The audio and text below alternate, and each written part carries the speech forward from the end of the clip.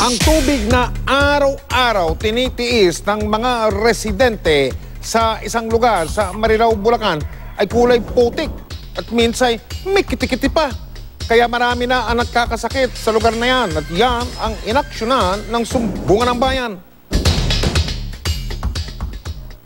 Tubig na kulay putik ang nakukuha ng ilang mga taga Meralco Village sa barangay Lias sa Marilao, Bulacan. Dumulog sila sa Sumbungan ng Bayan dahil hindi na raw nila masikmura ang supply ng tubig na galing sa Marilao Water District o Marwadis. Sa umaga po, pagkabukas po namin ng gripo, may mga lumalabas po na parang kitikite na maliliit. Tapos color brown po siya. Parang putik ata siya. Tapos na parang naging sediment na siya na nahalo na din sa parang lumot. Then ito na yung nag-come up na lumalabas sa bawat gripo dito.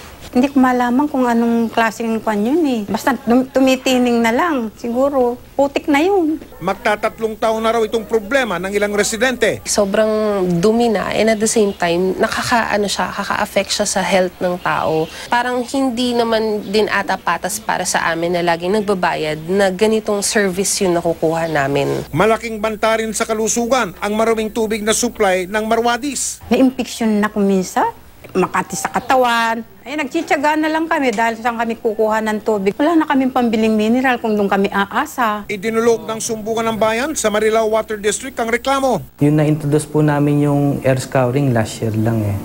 Doon po kami nagsimula nung talagang malinis ho yung main line dahil ho, sa tagal ho ng tubo, maaari hong may nabuo ng dumi doon sa loob ng tubo. May schedule po kami ng regular flushing para matangay po yung mga dumi na nakukuha ng posibleng makuha doon sa linya, lalo na doon sa mga dulo na lugar.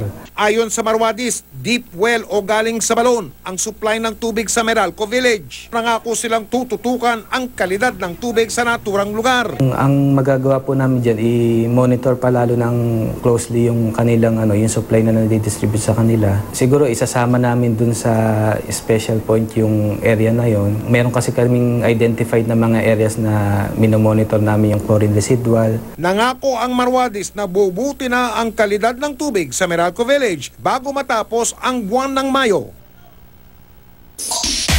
Kung meron po kayong alam na katiwalian o reklamo, ipaalam ninyo sa Sumbungan ng Bayan.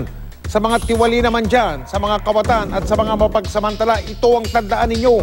Hindi namin kayo tatantanan.